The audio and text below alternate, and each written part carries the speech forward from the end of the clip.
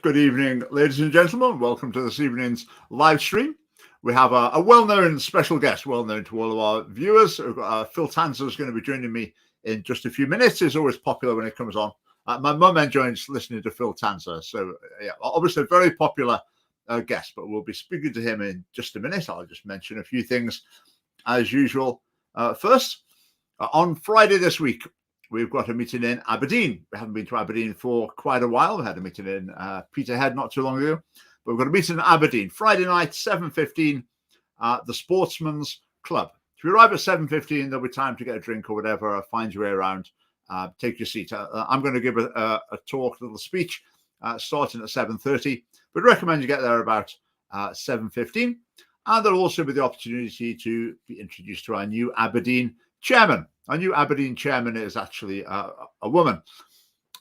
So that will be great. So hope to see you in Aberdeen. Now, I mentioned again our conference coming up very soon on November the 13th. Now, I've been selling it in various ways. Now, Phil is joining us in a few minutes. Phil's going to be one of the speakers of the conference, so you'll be able to meet Phil, have a chat with him as well. I think he's coming to the dinner in the evening as well. With our conference, if you come to the conference, you'll get a free copy of my Christians in Politics book, which is £7 worth. You'll get a free copy of the Scottish Family Party's new sex education book, which is going to sell for £3. You also get your lunch, soup and sandwiches, a cake, or whatever lunch, which we reckon is worth about £8. Then you get coffee and biscuits or whatever in the morning, and you get a cup of tea and biscuits in the afternoon. They're worth about £4 each. So that's worth about £26 worth of things. And the conference only costs £25. So basically, we're paying you to come. At such good value. We're paying people to come to the conference. So do sign up. It's on the social media. Get your tickets. We'd love to see you at that. One last thing, just a little bizarre thing. You never know. It's worth a try. On the cover of my book about Christians in Politics, I did a little picture of a trumpet with that all cotton wool stuffed in the end. The point being that it's like muffled. The sound's not coming out of it clearly. So I thought I needed some cotton wool or sort of stuffing type stuff to put in it just to take the photograph. So I found it on the internet. How much do you need? I mean, I don't know how much you need for that. So I discussed it with Neil Deepnarain, who's helping the Scottish Family Party out as the Edinburgh chairman, in fact. So I was just talking about Neil. Neil reckons he said we needed 3 kilograms. I think he said 5. But anyway, so we bought some, and we've got this huge thing of stuff in here. So if anyone out there makes stuffed toys or cushions or whatever, and you'd like a huge sack full of stuffing, then send us a message and we'll see what we can do to get it to you. It's just, I mean, if I put it in the bin, it's going to fill the whole bin up for the week. Right, so let's move on to our guest. So, Phil, welcome. Good evening, Richard. As always, really nice to be on the show. Yeah, great to have you. Hello to all our guests. Hello. Yeah. For the lack of dead animals behind you, I assume you're not at home. That's absolutely true. I'm currently in a hotel room in Glasgow. Actually, quite a nice hotel. It's called Acorn Hotel, and it was only £50 a night. So it's a good value for the money. A bargain. Right. Excellent. Yeah. So you've been on your travels. We're going to hear a little bit about your travels later on. That's going to be interesting. Phil's been to the Conservative Party conference and the Reform Party conference, but we'll hear a little bit about those later. But one of the things I wanted to ask Phil about was the issue of massage in schools. Now, I had a Facebook message a little while ago, a parent saying, have you seen this? And they sent a consent letter. It's basically saying, do you consent for your child to take part in massage at school? And what happens is this, it's a primary school thing up to age 12, and the pupils are taught to massage each other. It's not just girls on girls, boys on boys, mixed sex. So the teachers are not doing the massaging, but the pupils are taught to massage each other. And I thought I'd be interested in hearing Phil's take on this. I actually did a Twitter poll this afternoon. I just put on, should schools be getting pupils to massage each other? And the result was 95% no, 5% yes. It was quite interesting. So that confirmed my reservation, shall we say, about it. So I thought I'd be interested to hear Phil's take. So, Phil, what do you think?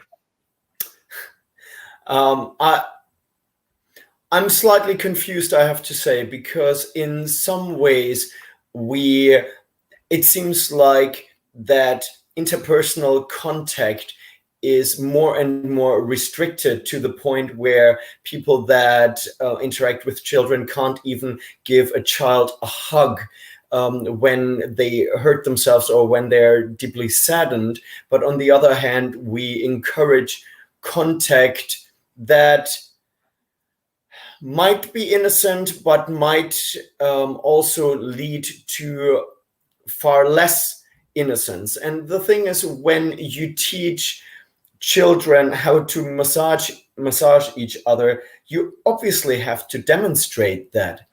And it can absolutely, I think, especially with children that that come from different backgrounds, it can lead to so many behaviors that might disturb the children, or that might normalize behaviors that are not normal. How do you explain to the children where the lines are? I think that massages are not necessarily a sexual interaction, but it's a very intimate situation. And I think it opens the door to quite dangerous or at least, Yeah, I would agree. Uncertain areas, I would say. Yeah. I had a look at the website today. There's a charity, that's a business basically, I think, that's introducing this in schools in Scotland. It's quite widespread. There's a lot of schools, a lot of education authorities are doing that. This is one of the key benefits, they say, is it gives the children the ability to recognize good and bad touch. So I assume by that they mean that they'll be able to distinguish between basically like sexual abuse and innocent affection. But I would suggest it does the opposite. I mean, surely if they're more open, so if an adult says, "Can I give you a massage?" and they're thinking, well, yeah, it's perfectly normal. That's what we do at school all the time. Yeah, of course you can. So I would suggest that actually wouldn't be a benefit of it. I think it would be undermining the ability of the children to recognize what's a normal degree of physical intimacy.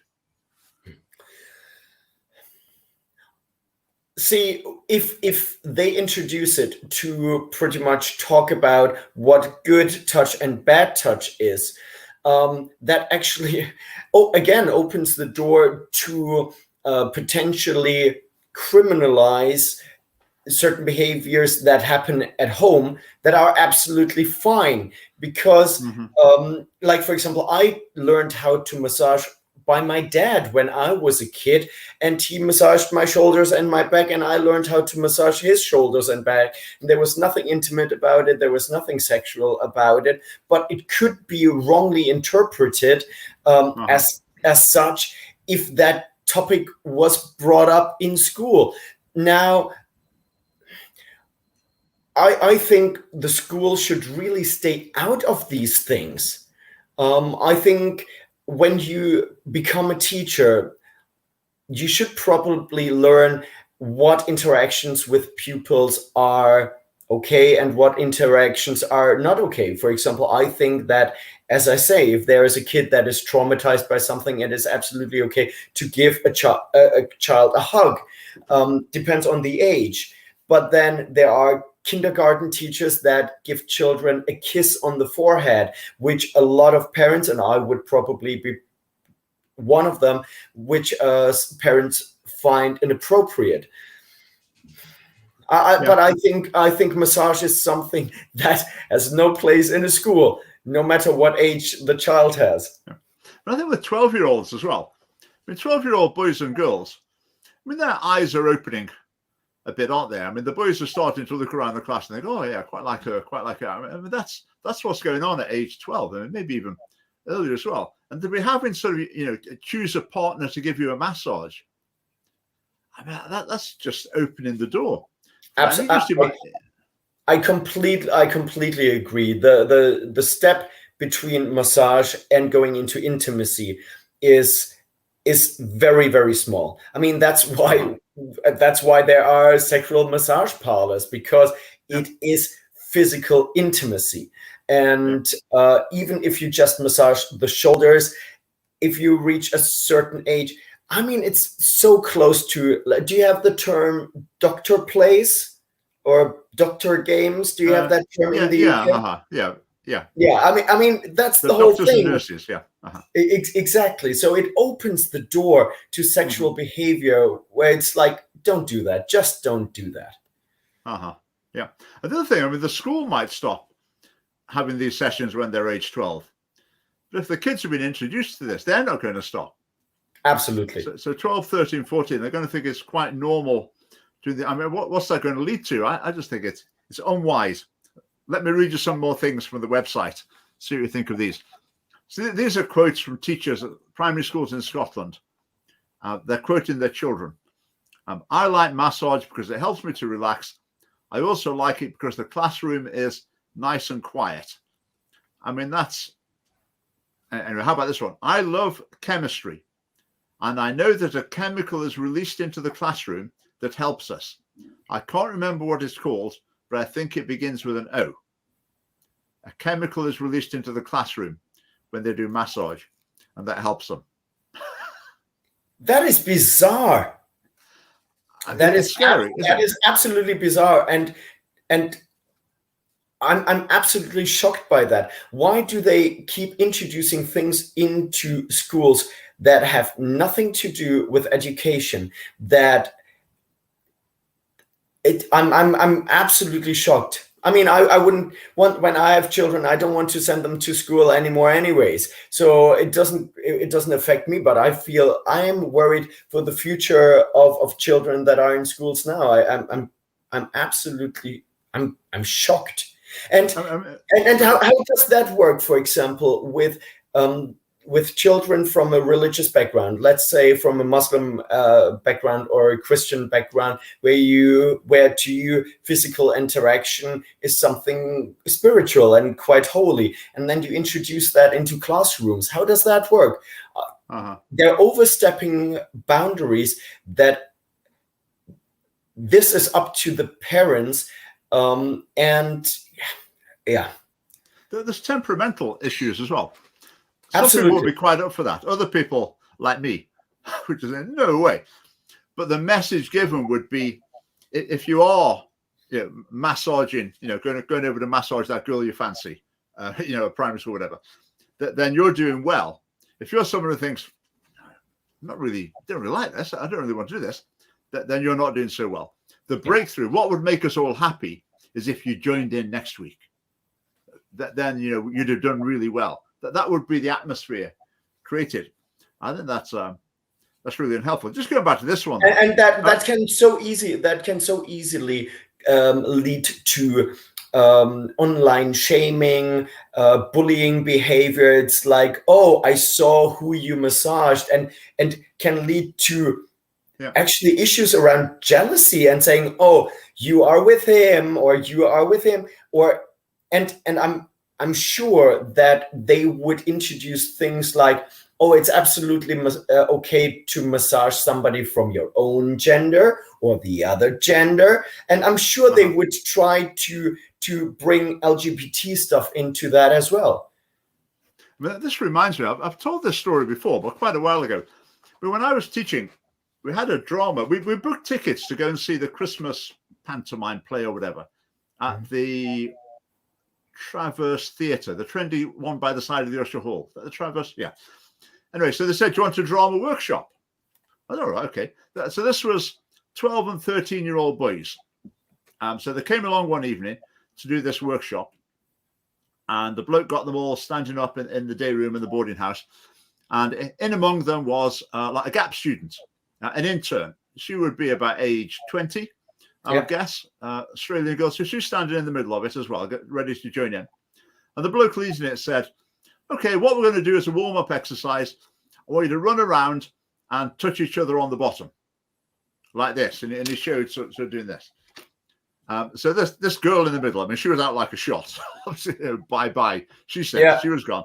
I stopped it. I interrupted it. I said, "Well, we'll just stop it. We're not doing that." Of course, that. Yeah. And he said, what's the problem? I'm really confused. I emailed him after telling him what happened, but that's probably par for the course. This people here, though, talking about a chemical being released. I mean, that's obviously total nonsense. They've maybe been taught a bit of pseudoscience about when you massage someone, it makes some chemical flow in your brain that makes you feel relaxed or whatever, which is just another way of saying you feel relaxed. But this teacher's put this quote on.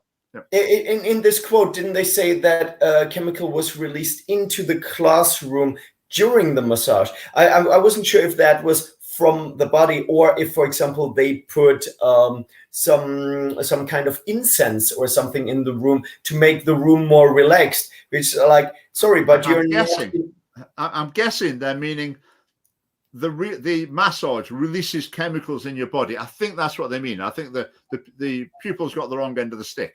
Begins with O. I think maybe it's oxytocin. Yeah, that they're talking about. But the fact that that's like completely unscientific nonsense, and yet the teacher's willing to quote it there. Right, let's look at some others. This is talking about the massage. When it is firm, it helps me to concentrate. It helps me to cool down after lunch. Now, what I hear there is the message that's delivered implicitly, I think, through a lot of aspects of Scottish education, and that is that the school day is so emotionally challenging. You need all sorts of strategies and support to get through it. So to cool down after lunch, I mean, what do you do to de-stress after lunch? I mean, because, wow, that's a real tough part of the day, isn't it? I mean, what are they talking about? Why do you need to cool down after lunch? There is an aspect. So as a massage therapist, I can tell you that men are usually more reluctant to get a massage than women overall. And I would say that overall, for men to de-stress, and I'm generalizing here, for boys to de-stress, it's usually they do sport. They run around, they want to play football and stuff like that. And I would say, could be wrong, but I would say it's a further feminization of all pupils. It's like everything should be calm. Everything should be like touchy feeling. You can't run around to de-stress. You can't be boisterous. Do you see that as a potential intention as well? Yeah, I think it's definitely part of that picture. If you and I wanted to start a charity promoting, say, putting bunches of flowers in classrooms, putting flower arrangements in classrooms. So at the beginning of the day, the pupils did a flower arrangement, and we could cobble together some research saying it makes them less stretched and they behave better and they learn better. I reckon we could get that charity going and we can make a bit of money about it. We'd be on full-time salaries by the end of the year. Absolutely. But if we introduce, for example, competitive games, that would definitely not fly anymore. No. But it's the way people wish it worked. Mm-hmm. It's like, to close the attainment gap, there's one school that did a report in the General Teaching Council of Scotland magazine, and they said what they'd spent their funding on was buying the pupils teddies, because that would help them to raise their attainment. And I just think it's a classic case of it's people acting as though the world were the way they wish it was. They wish that if you could just be a bit more cuddly and soft and nice, that would do the trick. So they act as though it's the case. Right, here's another quote. Just a second, Richard, before you read, I would like to read out a comment from Fish Met a Fish. Watch Yuri Bezmenov. Things will make much more sense. I watched the interviews with Yuri Bezmenov. I would encourage everybody to watch them.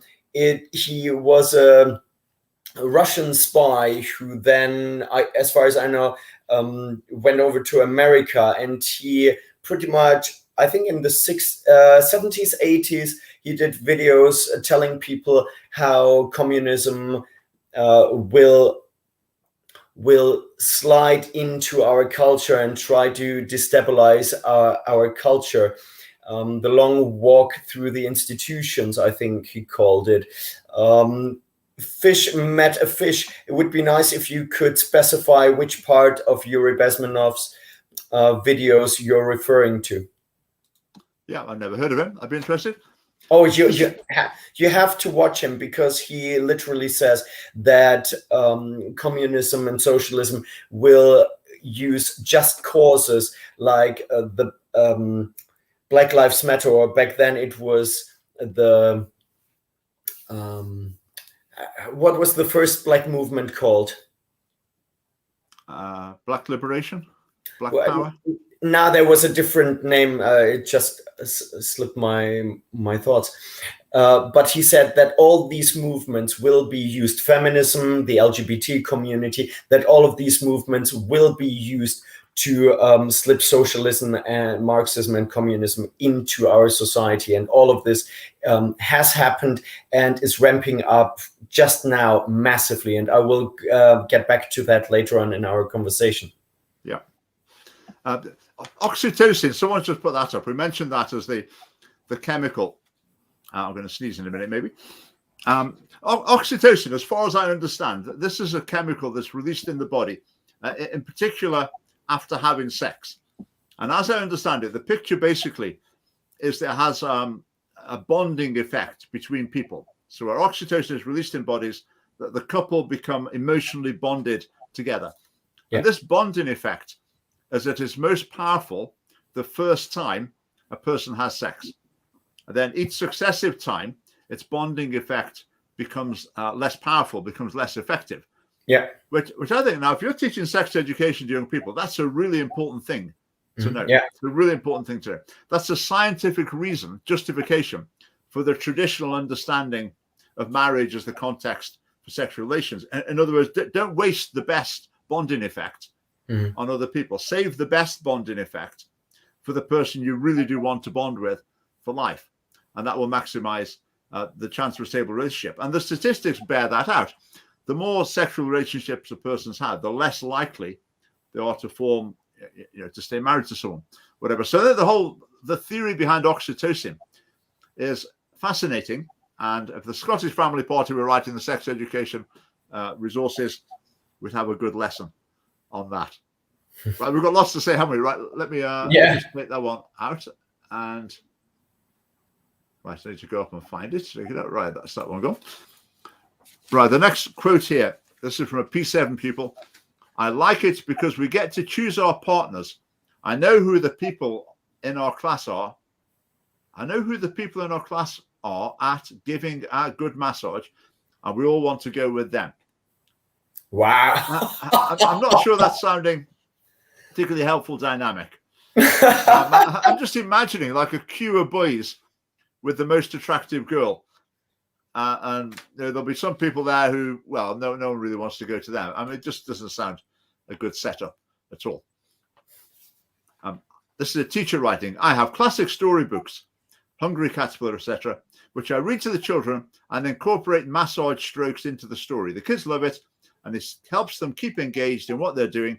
It's lovely to see the children asking permission, saying thank you, and also being so kind and gentle with each other.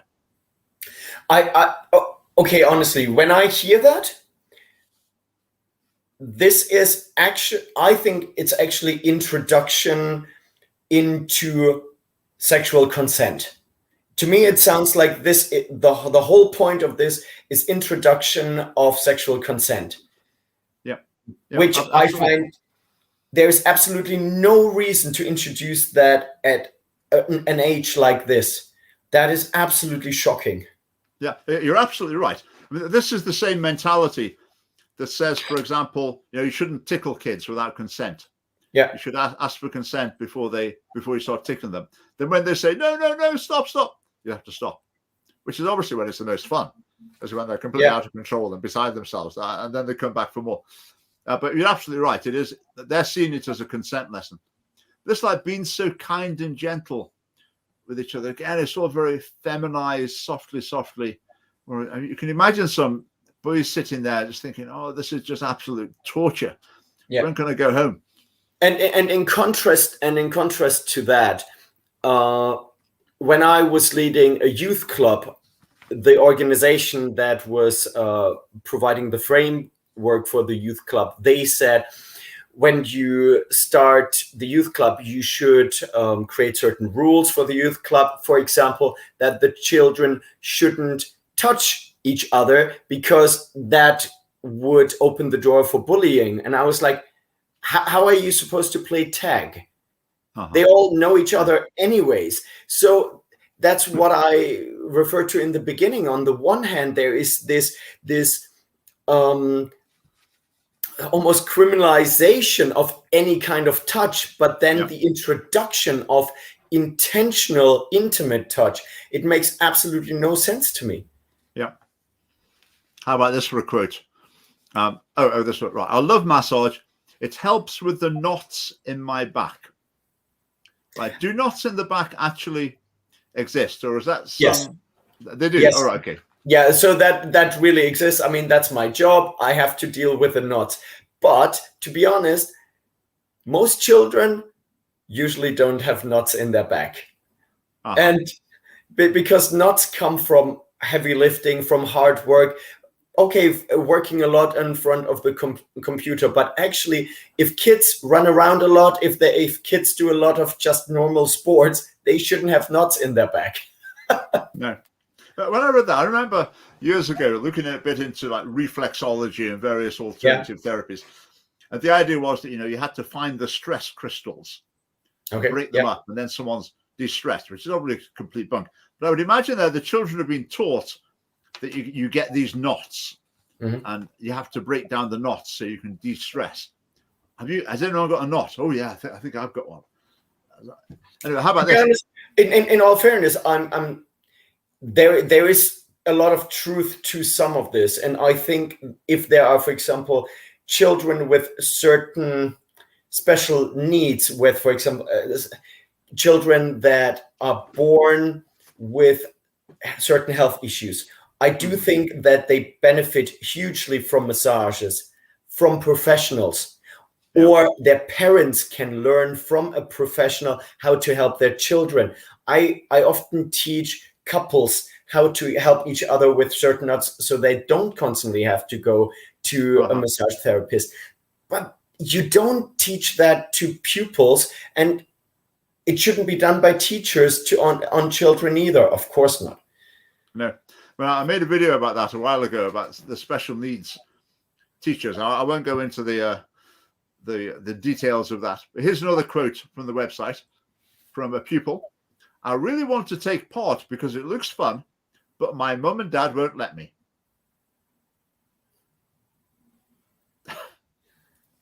So that's the atmosphere there. So you can imagine the teacher who's put that on. I wonder how they responded to that pupil. Because it seems like a fair few parents don't consent to this. It seems like they're getting 60% consent. Yeah. So it seems like the ones who consent do it. What do the others do? They have to just sit and watch or read a book or something, or I don't know. I'm not sure about that.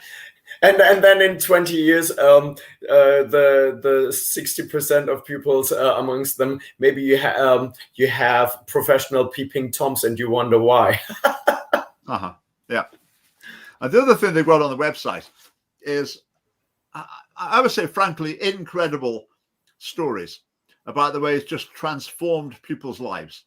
Again, if we started having a flower arrangement at the front of the class, give us a few months and we'd have some amazing stories. There'd be teachers coming to speak at our conference saying that since they started it's just totally transformed a little Freddie's behavior, and his work's got far better. So the few stories like that, again, that really stretch credibility. To be honest, I also wonder how that works. For example, we have more and more children, obviously, that are diagnosed, rightfully or wrongfully so, with autism, and many of them do not do well with physical contact. And if they are forced in a situation like that, I would assume that many of them might really freak out. I think there's a lot of people who they're just temperamentally, they're just not going to like it. Absolutely. But the way the school is geared, it's more towards, if you're the sort of the massage, sit and talk about your feelings type person, then you're fitting in with school. If you're can I go out and do something type of person, then you feel you're a bit more of a problem. You feel you need to do, your development point is to do a bit better on the other things. One last thing. A great day was had by all recently at our celebration of massage in schools. That was an event in the school. So they had a celebration day, celebration of massage. I guess that would be in between Transgender Visibility Day and Pride Month. Pride Month, yeah. Massage again, this celebration of massages, celebration of it really is a celebration of intimacy and a celebration of breaking down boundaries. Yeah. And this push towards breaking up boundaries and it's I think people have to be blind not to see that there is an agenda behind it to normalize certain behaviors. And there are people that are saying, oh, there's a push towards normalizing pedophilia. And if you would have asked me maybe a year ago, 2-3 years ago, I would have said, nah, I think you're exaggerating it. But with Drag Queen Story Hour, with more and more drag children, with taking children to Pride Month, I think there's a very, very clear movement towards sexualizing children, while at the same time pretending that they try to protect children more and more. And I'm like, don't you see that you're doing the complete opposite? You're very clearly sexualizing children. Yeah, I think it's always difficult to see people's motivations, especially when they're not open about them. But the Colin Morrison, the bloke in charge of the sex education resources for the Scottish government, his PhD dissertation spoke very positively about the need to break down the barrier between childhood and sexuality. So when I read it, I thought if I was writing that, I'd be thinking, whoa, this is really very, very controversial. I need to really make sure that I'm not meaning what it sounds like I'm meaning. But at one point, the natural reading of it seems to be that he doesn't think there should be an age of consent law. This is one of these barriers between childhood and sexuality. Now, I would say with this massage thing, I think the main thing behind it is it's a sort of wishful thinking, unscientific approach to education. I remember when I was teaching, we'd often get someone would come in to do training for all the teachers. And often it would just be absolute junk. We had one person who came in and said, get your class to do this. It improves blood flow to the brain and they'll do better at maths. And just bizarre. We had another one as well. Unfortunately, as a massage therapist, I have to tell you that there are certain things that actually do help with concentration and that certain things actually help with, for example, headaches. So there is some truth to it, but I would not go to a class and say, oh, everybody do this. Because then you end up with a whole class constantly rubbing their forehead. It's like, what's going on? So I would open the window and say, here's some fresh air that helps you to concentrate much better. Well, it should be at a common sense level, isn't it? Like if it gets too warm, people will fall asleep. Exactly. Yeah. I mean, that sort of thing, common sense stuff. Go for a little walk around here and there. Yeah. Whatever. But you're not going to make any money going around schools saying, common sense, are you? You've got to claim you've got a bit more than that. You've got something a bit more specific, a bit more mystical to offer. Right, that was very interesting. So thanks to the person who sent in the message about that. It's a few weeks ago now, about the massage in schools. That was a good talk about that. Right, let's have a chat about it. Can I ask a last question? Did this person complain and what was the response from the school? Do we know that? They didn't give permission.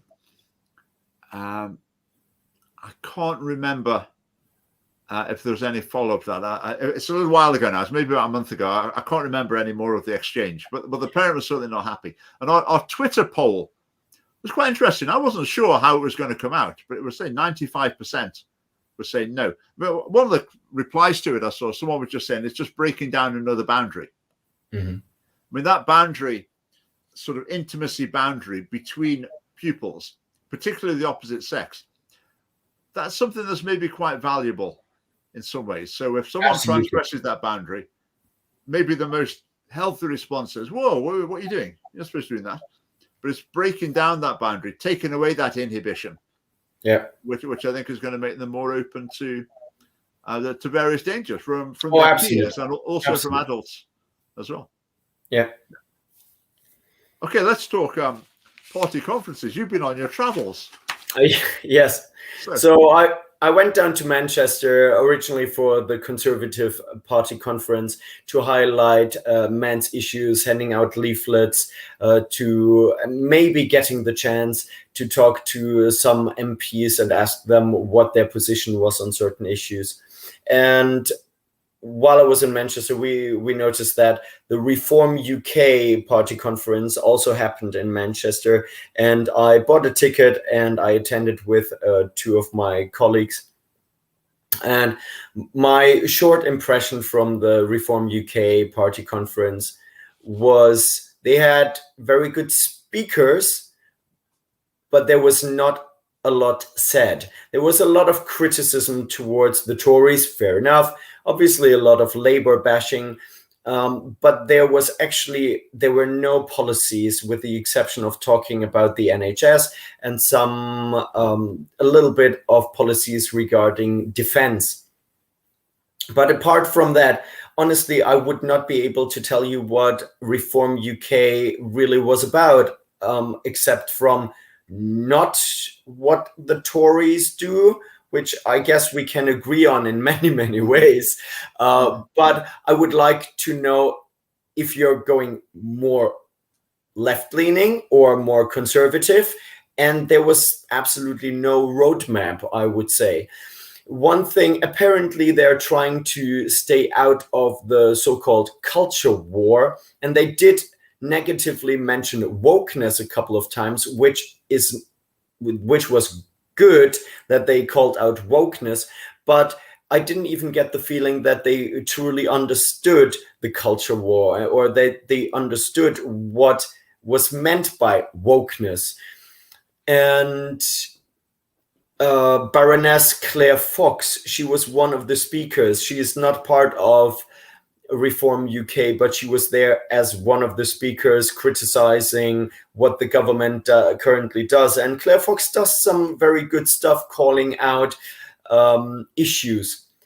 And she said, Reform UK tries to stay out of the culture war, but nowadays nobody can stay out of the culture war. And you have to take a position, which I completely agree with.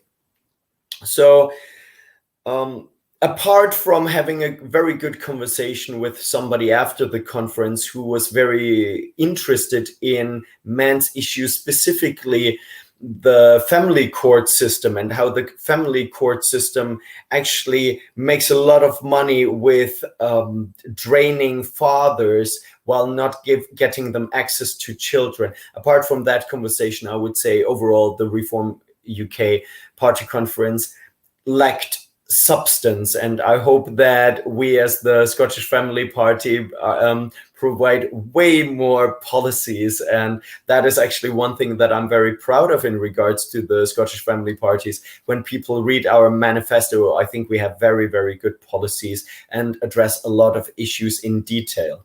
So that was the Reform UK. A friend of mine was a candidate for Reform UK in the last election. And after the election, he said that he wasn't actually sure what they stood for either. I read their leaflet when it came through. It was quite, I'd say it was more expensive than ours. They seemed to have plenty of money. But I wasn't really left with a very clear idea. I completely agree with what you're saying about the culture war. I mean, if the other side is attacking, then your options are you've either got to make a deal with them, you've got to just retreat and let them win, or you've got to fight.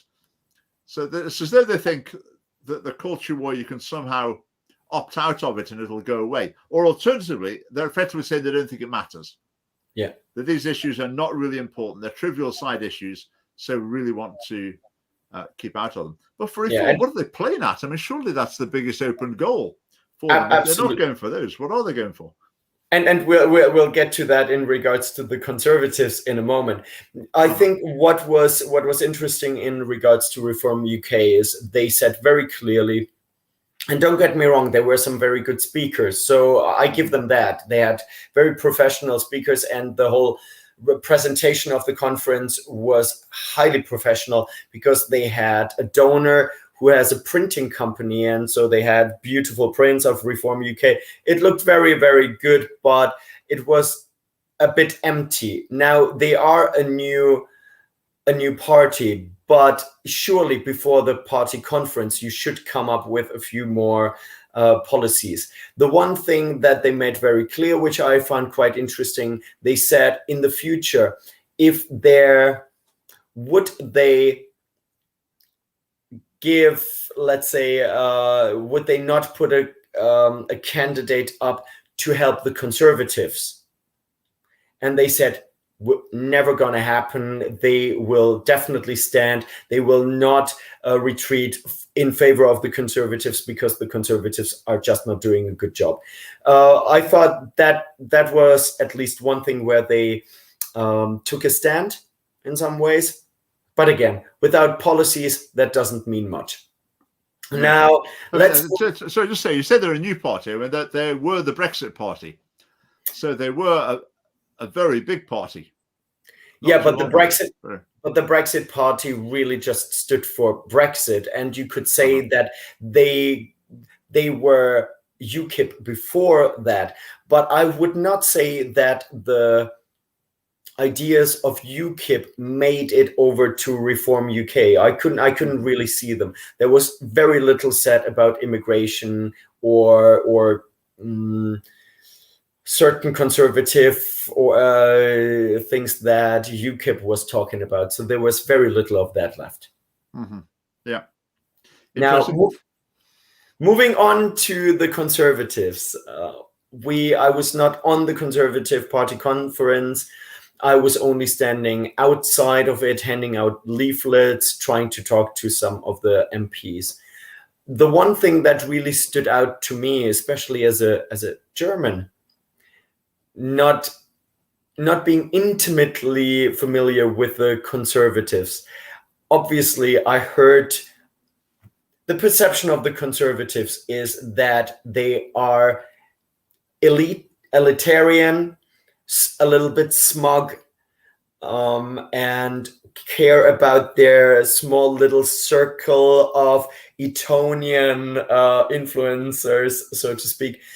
And I really had the same impression, especially in regards to young attendees of the conference.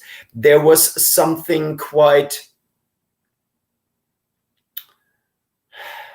wrong to me personally, seeing young people in their early 20s wearing very expensive suits and being quite dismissive towards people that were politely trying to hand out leaflets, where I thought that the older generation of the Conservatives were actually often much more respectful, more open to conversations, and I did not see that in the younger ones, at least the ones that were wearing suits.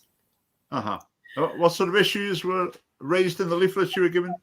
So I was there to highlight men's issues, so high suicide rates, homelessness, fatherlessness. Obviously, when I approached them, I predominantly highlighted suicide rate, mental health problems, and the destruction of the family, because I thought especially destruction of the family was a conservative issue, you would hope.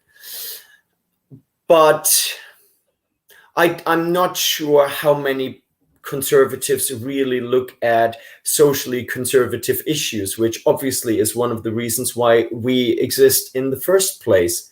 And when I got the chance to talk to some of the conservative MPs, I didn't get the chance to talk to too many of them, but I did say that I actually was standing for the Scottish Family Party because the Conservatives were actually not conservative enough anymore. Some of them, especially the older generation really agreed with me, and there was one representative of the Scottish Conservatives. His name is Andrew Bowie. I knew him from highlighting men's issues. I talked to him beforehand, and I would say he is quite on board with what I was saying. Mm-hmm. Yeah. It's interesting about that, the general ethos of the Conservative Party in terms of centrality of family, importance of family life, traditional understanding of family life. And I think the fact that the Conservative Party elected Boris Johnson as the leader is a very strong indication. If I was in that situation, I would look at Boris Johnson, I would think, I don't care how brilliant a speaker or how charismatic or likable, whatever he might be, he's ruled himself out by his track record in relationships of, well, I don't want to go into detail, but just for me, I would rule him out. So. I would agree. I did not have a positive impression of Boris, and I said, well, I would give him a chance because I also didn't have a high opinion of Trump when he started running. And I think that Trump was actually representing a lot of very conservative views, especially when you look at his life or his past. It is quite surprising that he takes quite a strong stance on abortion and family values now. And I thought maybe, well, Boris Johnson could do the same thing, but he's obviously going completely to the left, only talking about environmental nonsense. And I'm an environmentalist, but I think that you can talk about the environment from a conservative point of view, but he doesn't. He talks about the environment from a lefty point of view, and the same in regards to LGBT issues. And he is pretty much, he's like Labour Party and the Green Party. He's pretty much on par with that. And we talked about early on in regards to wokeness. Just by opposing some of the current nonsense, he could win over so many votes, so many voices from the working class, and he doesn't do it. I don't understand it at all. They'll have their teams of pollsters and statisticians working on this. And will they not have said, look, we've crunched the numbers, and we think overall we're not going to gain support with that line. We'll be preaching to the choir. I to be honest, look at the pollsters of the last couple of years. The pollsters were predominantly wrong. Nobody would have thought that Brexit would happen, for example. The problem is that many pollsters actually come from a lefty background, and they ask people in the bigger cities. And yeah, there are a lot of voters in the bigger cities, but there are heaps of voters in the more rural areas. And I would say the whole working class doesn't want to talk about LGBT issues anymore. And I think that the overall opinion is really turning against all this wokery. It's too much now. And that doesn't mean that people are homophobic. They just don't want these issues to be shoved in their face again and again and again. Yeah. And if Boris Johnson would just say, a woman, the only people that have a cervix are biological women, are women, everybody would celebrate him. What does he do? Yeah.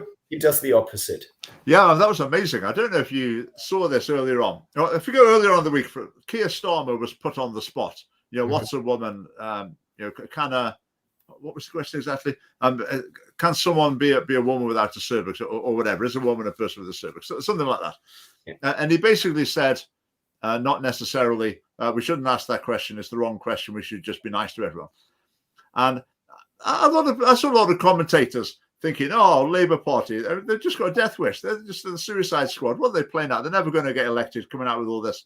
What's a nonsense? They're just turning people off in droves. Unless they get their act together and stop talking this sort of gibberish, they've got no chance.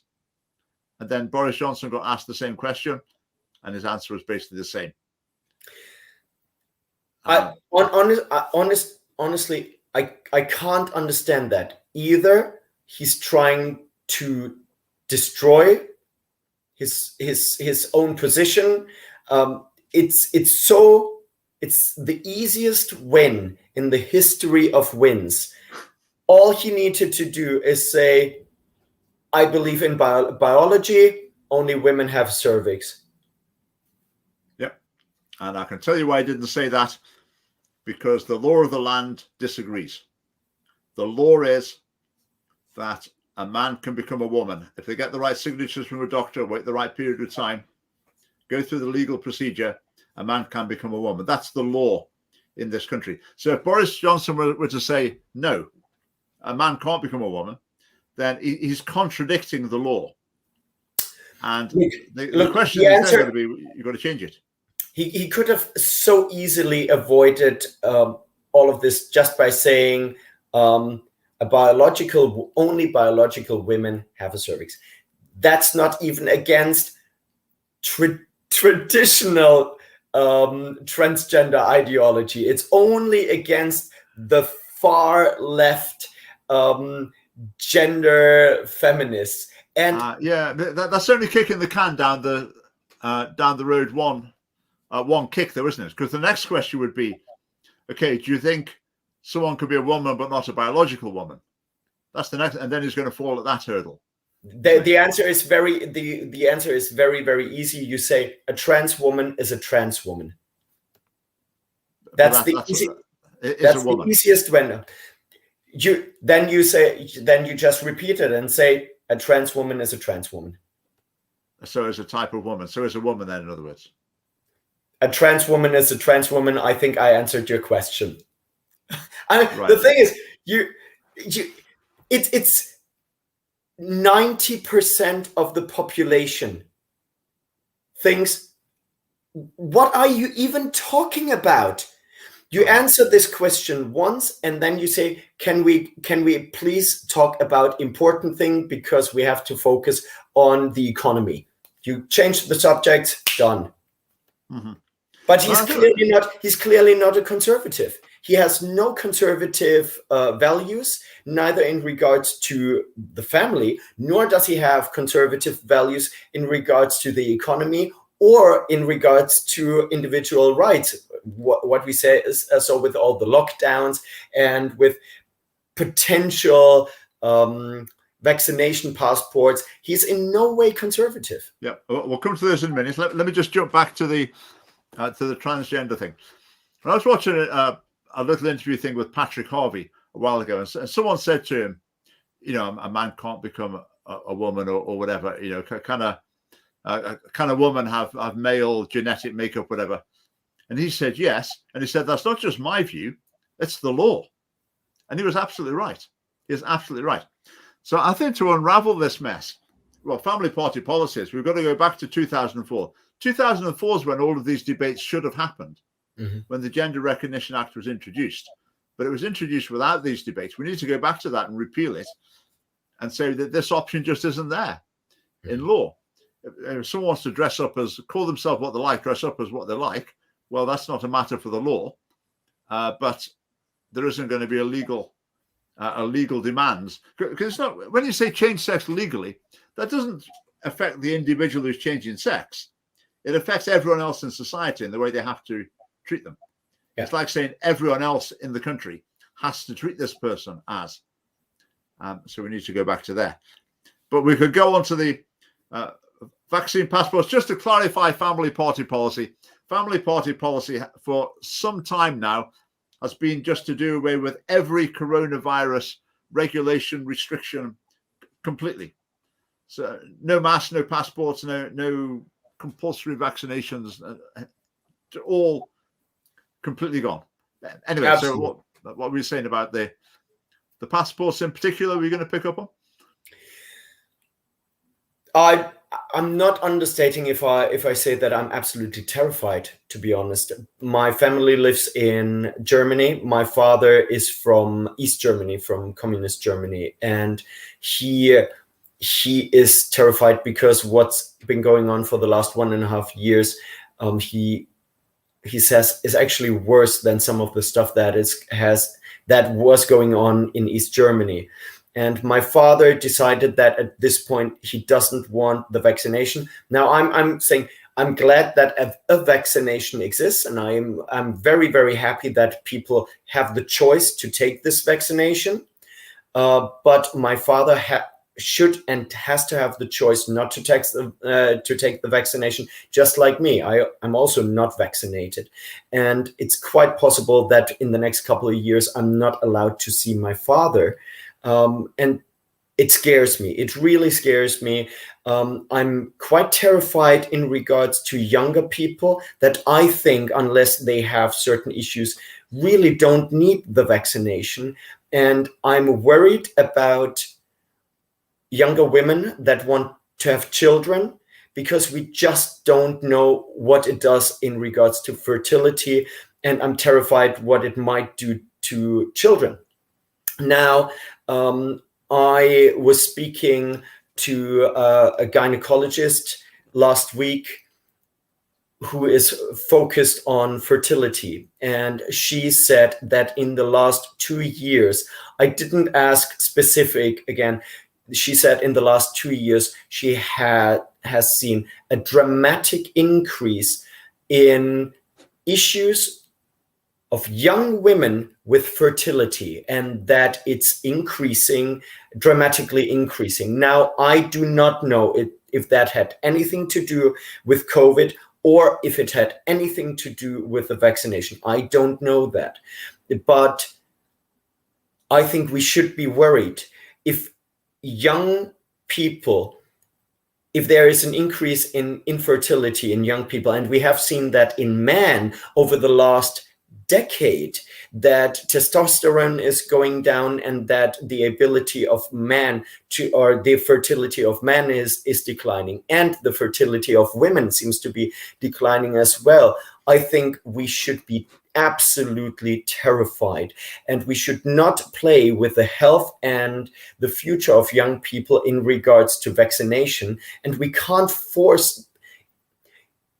Vaccination passports, to me, are a form of coercively controlling people into making decisions that are not their own anymore. Yeah, I completely agree with vaccine passports. I think the idea of sort of coercion with medical treatments, I mean, these discussions, these issues were settled centuries ago, probably even. The people must consent to medical treatments. As far as risks with the vaccinations are concerned, I basically trust the medical establishment. I think if there were genuine risks emerging, then the statisticians will be on it. They'll be monitoring very closely, and I don't think there'll be like a worldwide conspiracy of academics that will cover it up. So I'm not worried about the risks. I think for young people, can I ask you so? Can you ask you something in that regard? Because I've been an environmentalist all my life. Mm-hmm. And from the age of, I would say, 15, when I started to think as an environmentalist, I already noticed that data in regards to environmentalism was suppressed. So the environmentalists were lying, and cherry-picked data was presented in order to further an environmentalist agenda. And I say that as an environmentalist, I want honest environmentalism, not what's going on at the moment. And I do think that the same is happening in regards to medical information at the moment. I think that there is cherry-picked information being presented, and I think that issues with the vaccination are not being talked about in an honest way. Yeah, I basically don't go along with that. I think that the medical academic establishment is largely of sound integrity, and if concerns emerge, then they'll be communicated honestly. That would make. Now, I think with in the history of medical research, and particularly drug companies, I mean, there are horror stories galore. Mm-hmm. There's a huge number of cases where drug companies have behaved in very disreputable manners, basically in order to make money, despite the fact that they know that the drugs either don't work, or worse, despite the fact that they know that they actually do harm.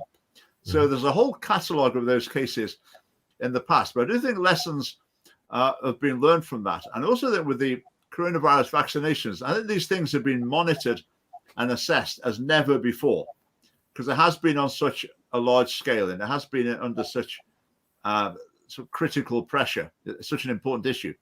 So I'm confident in the monitoring of it.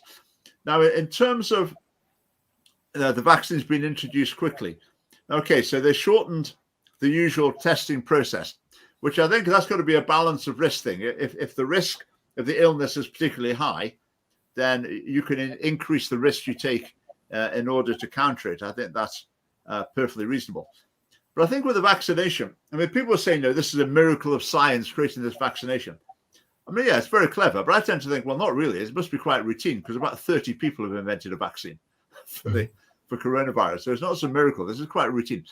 So I'd imagine that the experts in vaccines, they're saying, you know, we've done this sort of thing lots of times before. We know the sort of effects this will have.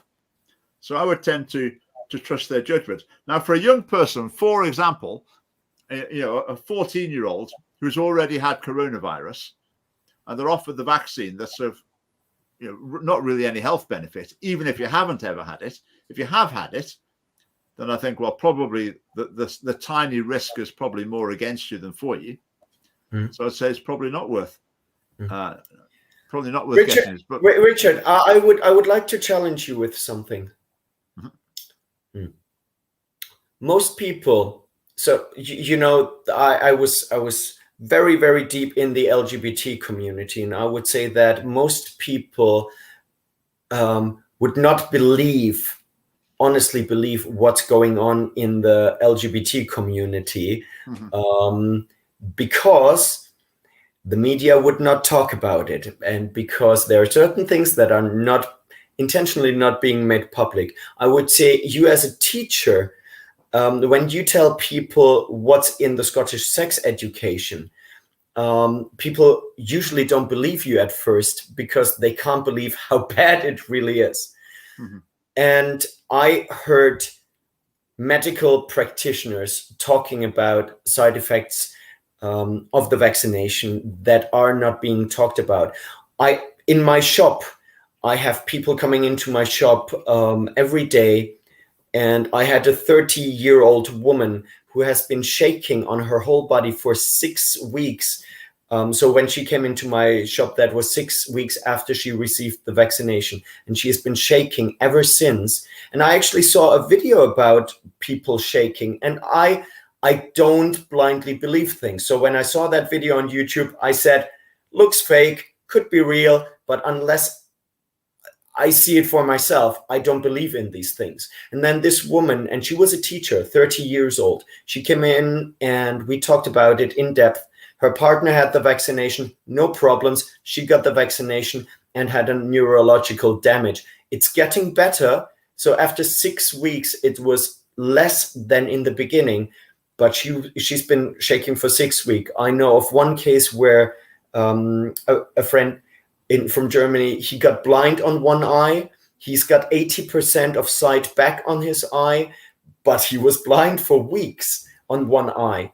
One friend of mine, he got shingles, and now shingles people are saying, yes, it's a side effect of the vaccination. The teacher with the shakes, she was in a help group on Facebook with hundreds of thousands of people with side effects that were sharing their experiences. And I'm not saying that all of these people really had side effects. I wasn't on that page.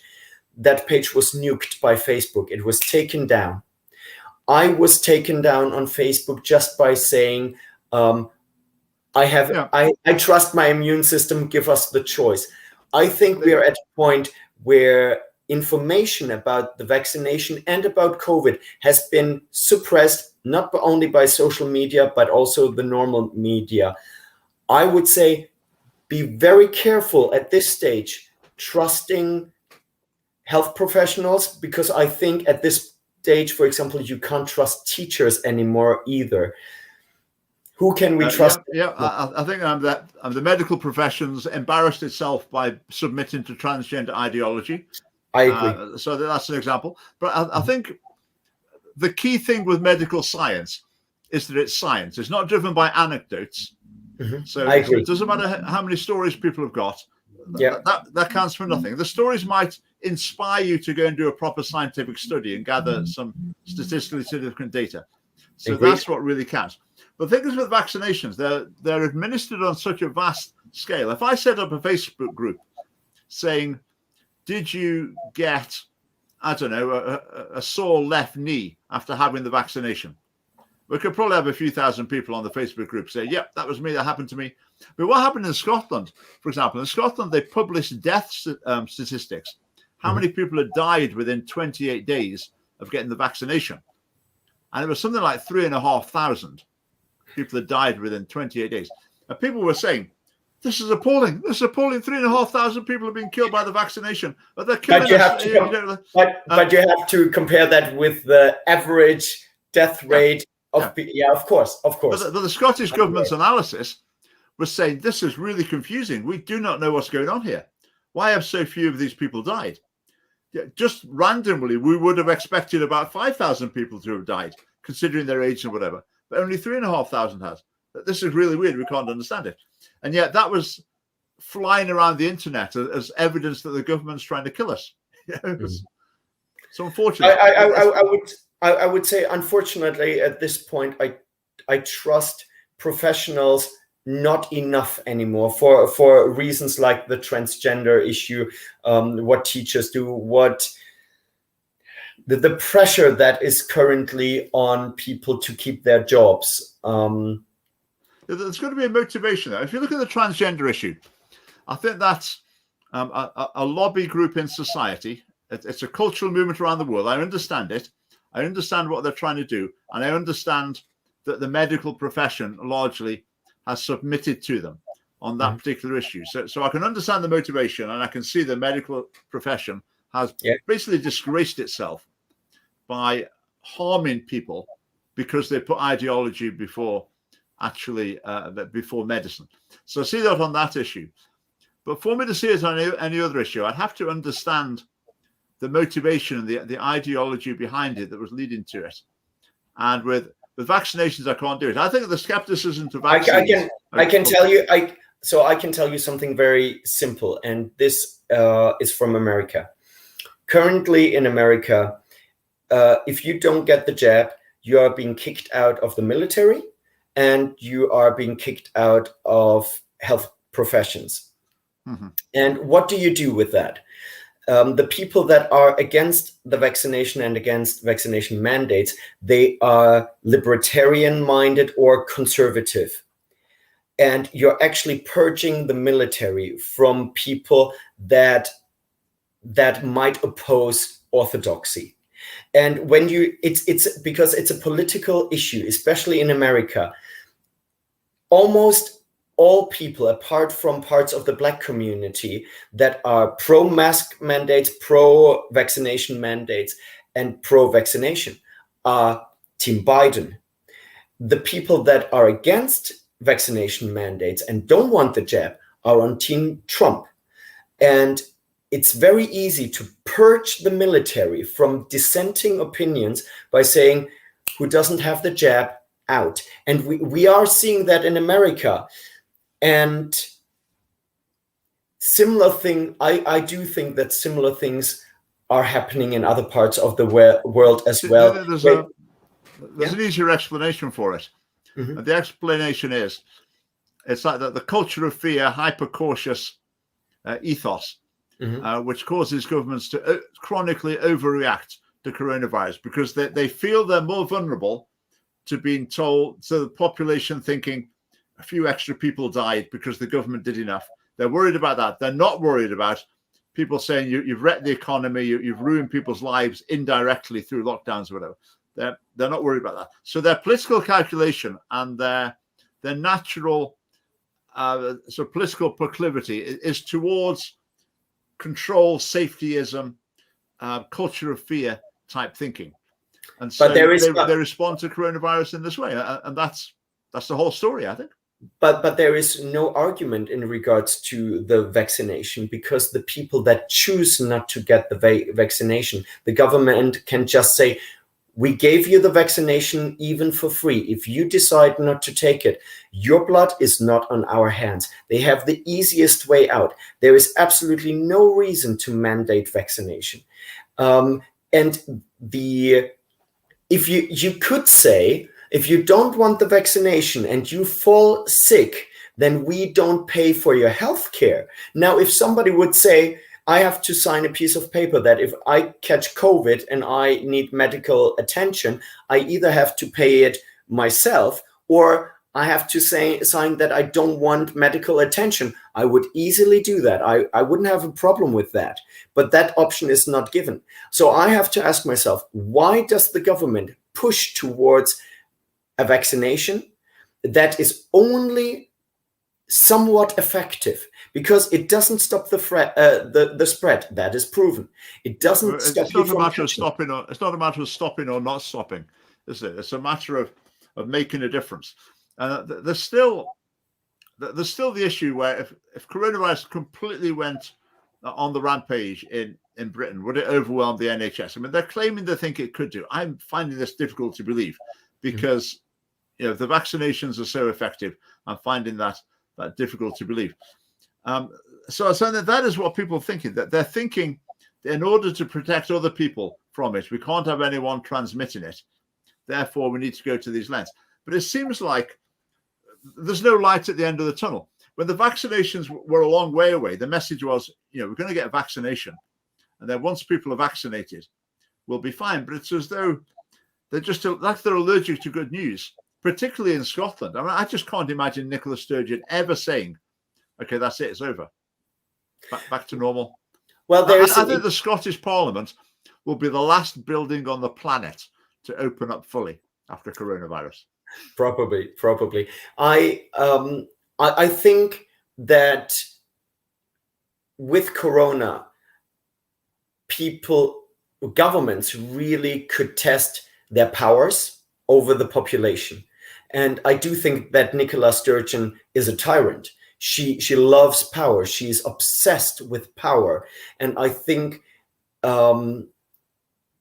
it's very hard for her to let go of the powers that she gained now. And obviously, she's also instrumentalizing this power against Johnson or against the UK and saying, look, I protect my people better than the rest. But then you have to ask yourself, why is COVID worse in Scotland than it is in the rest of the UK?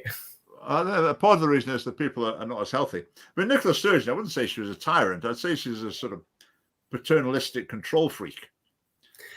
She really does think the population needs looking after. I think basically she thinks a lot of people are a bit thick and they're not really capable of making their own decisions and then really need the state to guide them in the right path. And then they'll be happier and healthier and have much more fulfilling lives according to her criteria. I think she's got that very paternalistic. I think if you force people to adhere to your way of life, and if you take people's freedoms away to do so, you are a tyrant. So I stick to calling Nicola a tyrant, and I would love to see her, and I would call it to her face. Well, one day. One day, yes. Right, let's just have one final comment. Richard's a bit thick, in my humble opinion. I'm glad it's just your humble opinion. Right, okay. Right, we've run over a little bit because we're in the midst of a deep discussion towards the end. But thanks as ever, Phil. That was fascinating. Don't forget to get your conference tickets, everyone, to hear Phil. You can meet him and have a chat as well at the conference and at the dinner in the evening if you want to sign up for that as well. But thanks for watching, those of you who watch live and those of you who will watch later as well. Thank you so much. All right, thanks. Good night. Good night. Thank you so much. And thank you, everybody, for watching.